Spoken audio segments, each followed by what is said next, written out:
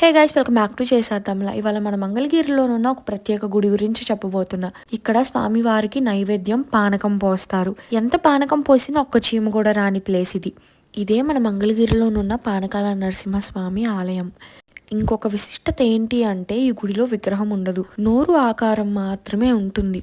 అలా తెరుచుకున్న నోరు ఆకారంలోనున్న రంధ్రంలోకి పానకం సమర్పిస్తారు స్వామివారికి.